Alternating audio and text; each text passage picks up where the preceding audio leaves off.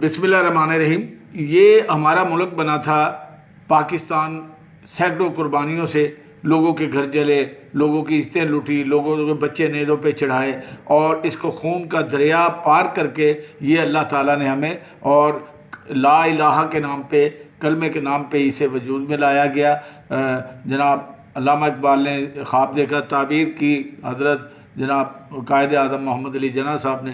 تو بات یہ ہے کہ یہ کسی کے آج سے 30 سال پہلے، 20 سال پہلے یہ تصور میں نہیں تھا کہ لڑکیاں، ایجڈ عورتیں اس طرح کے فکرے آ کے، اور ان ماؤں بہنوں کو کہ جو گھروں میں نمازی ہیں، جو گھروں کے سلیقے جانتی ہیں، بیٹی ہیں، بہویں، ان کے لیے یہ کیا خراب بھی پیدا کر رہی ہیں کہ جی یہ عظیم ملک ہے ہمارا. اس کے لیے آپ کو رائے دیں عوام کو، ان لوگوں کو جو یہ بھٹکے ہوئے. جی اللہ تعالیٰ کی حاکمیت اعلیٰ کے لیے قائم کرنے کے لیے مارد وجود میں لایا گیا. میں اس بات کو شاید ہضم نہیں کر سکتا کہ یہ قائد اعظم نے بنایا ہے یا علامہ اقبال نے بنایا ہے. یہ میرے اللہ نے بنایا ہے، ان کو انہوں نے اس قابل کر دیا کہ وہ پاکستان کے بنانے میں اپنا اپنا کردار ادا کرے. میں قائد اعظم کا بہت مشکور ہوں. اسی تعلیم ہمیں دی گئی کہ ہم نہ تیتر رہے نہ بٹیر رہے.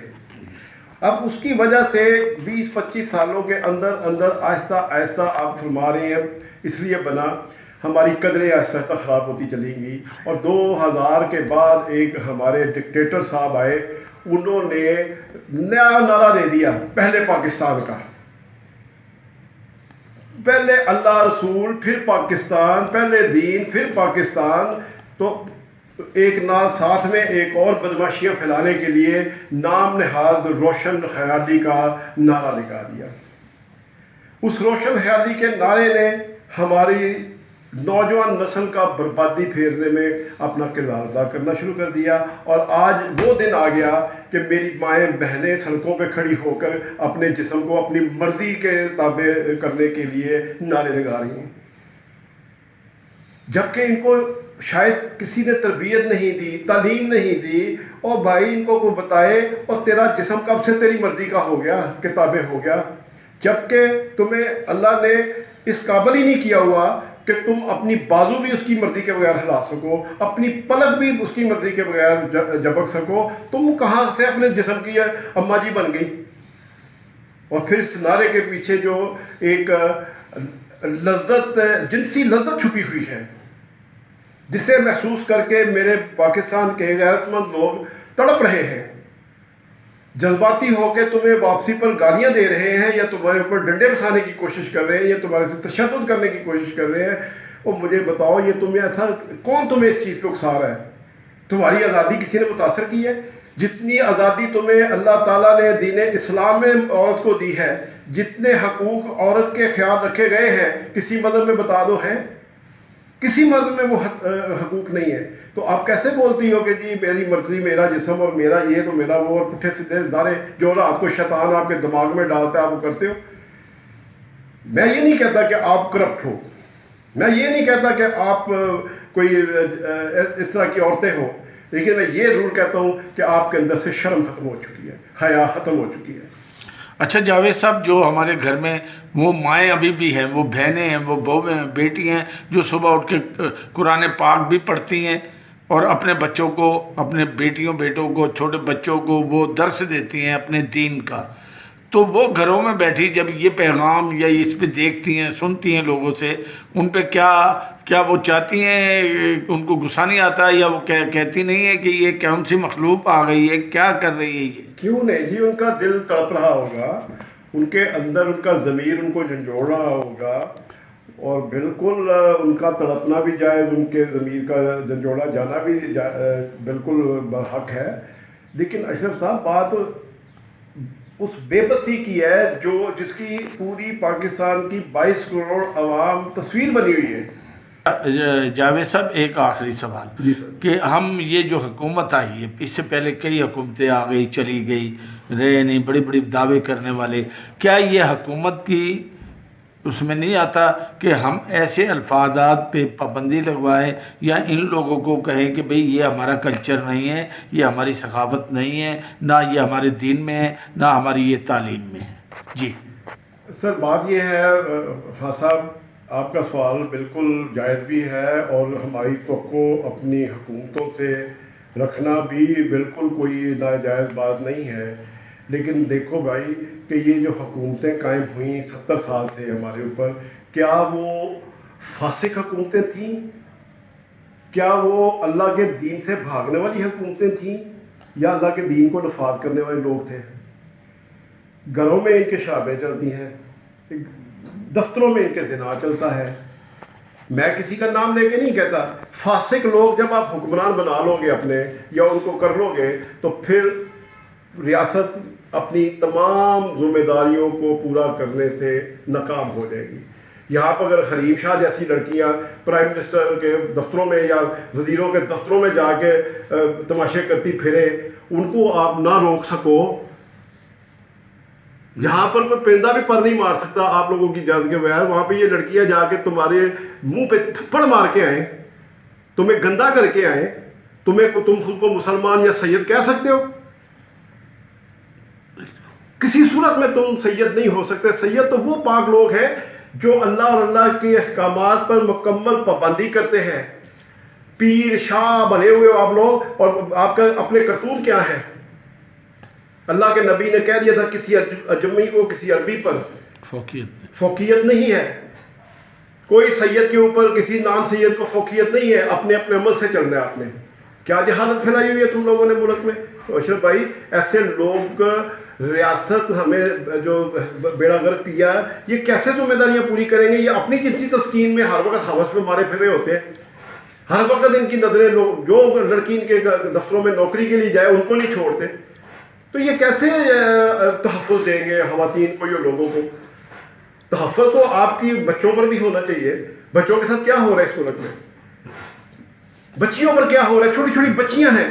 ایک طرف آپ میڈیا کے اوپر فحاشی پھیلا کے اکسا رہے ہو لوگوں کے جنسی جذبات بھڑکانے کے لیے. پوری آپ نے پورا کچھ کھولا ہوا ہے. دوسری طرف کہتے ہیں جنسی جرائم نہ ہو. کہاں لکھا ہوا ہے یہ بھائی؟ یہ کہیں نہیں لکھا ہوا. یہ کوئی کسی قسم کی یہ منافقت ہے، یہ جھوٹ کی سیاست، یہ بے ایمانی کی معاہدوں کو پھر جانے کی سیاست، یہ ہر وقت ایک دوسرے پر الزام تراشی لگانے کی سیاست، یہ ایک دوسرے کو برا بھلا کہنے کی سیاست. اس کے بعد کیسے آپ توقع کرتے ہو کہ اس سے کوئی قوم کے لیے ملک کے لیے کوئی بہتری نکل سکے گی؟ کبھی نہیں نکل سکے گی. اور میں آپ کو آخر میں یہ بات کہنا چاہتا ہوں موجودہ حکومت کے حوالے سے بھی، اور جتنی پاکستان میں حکومتیں بنی ہیں، نواز شریف لے لو، بھٹو لے لو، کوئی بھی لے لو، ہر بندے نے ناجائز ذرائع استعمال کر کے اقتدار لیا، کامیابی حاصل کی. سچی بات ہے یہ. کسی نے اسٹیبلشمنٹ کو یوز کر لیا، کسی نے ووٹوں میں داخلی کر لی، کسی نہ کسی طریقے سے وہ اقتدار میں آگے جائز جائز طریقوں سے. جیسے کہ ہمارے وزیر اعظم کہتے ہیں جی منزل پہ پہنچنے کے لیے یو ٹرن لینا پڑتا ہے. بھائی یو ٹرن تو تب لو اگر تمہارے کو اصولوں میں لچک ہو. بڑے دکھ کے ساتھ میں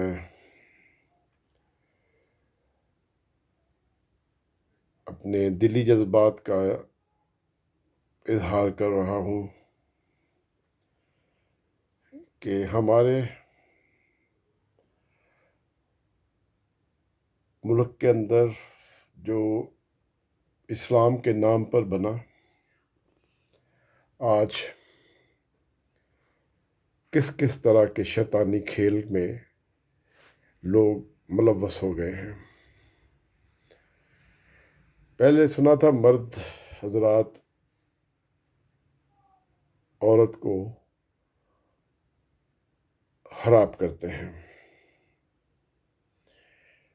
لیکن اس سے ایک جملے سے ثابت ہوتا ہے کہ مرد ویسے ہی بدنام ہے. مرد کو عورت کی طرف مائل کرنے میں جتنا بڑا ہاتھ عورت کا اپنا ہے، اتنا شاید شیطان کا بھی نہ ہو. مجھے اس سوال کا جواب یہ ماروی بی بی دے دے کہ تم کس بنیاد پر یہ کہتی ہو کہ میرا جسم میری مرضی؟ کس منطق کے تحت، کس دلیل کے تحت تمہیں اپنے جسم پر اختیار حاصل ہے؟ حالانکہ اصل بات یہ ہے کہ تم اپنی مرضی سے تو اپنا ایک ہاتھ بھی نہیں ہلا سکتی، آنکھ جھپک نہیں سکتی، سانس لے نہیں سکتی، اپنے جسم کو دونوں ٹانگوں کے بغیر کھڑا نہیں کر سکتی، تو پھر بتاؤ میرا جسم میری مرضی کیسے چلے گی؟ سوائے اس جملے میں دوسروں کو دعوت عیش دینے کے تمہارا اور کیا مقصد ہے؟ کیا تم جب پیدا ہوئی تھی اپنی مرضی سے پیدا ہوئی تھی؟ کیا تم جب 10 سال کی ہوئی اپنی مرضی سے تب کچھ کرتی تھی؟ اور آج تم جس عمر میں پہنچ چکی ہو، کیا تم اپنی مرضی سے یہ سب کچھ کر رہی ہو؟ نہیں، ایسا کچھ نہیں۔ تمہارے بس میں تو پلک جھپکنا تک نہیں۔ اتنے بڑے دعوے تم کس طرح کر رہی ہو؟ اور وہ دیکھو تمہارے ساتھ جو لوگ تمہارے ساتھ واہ واہ کرتے ہیں، ان کی عقل دیکھو، ان کی غیرت دیکھو۔ پھر اگر کوئی غیرت مند تم جیسی بے غیرت لڑکیوں کو غیرت کے نام پہ قتل کر دیتا ہے تو پھر واویلا کیوں مچاتی ہو؟ اللہ کے لیے اپنے آپ کے اندر رہو، اپنے سے باہر نہ ہو۔ یہ جسم، یہ جان عارضی ہے، یہ دونوں چیزیں اللہ تعالیٰ کی امانت ہیں تمہارے پاس۔ ان میں خیانت کرو گی تو کیڑے پڑ جائیں گے تمہارے میں، جسم میں۔ نہ صرف کیڑے پڑیں گے بلکہ تمہارے جسم کو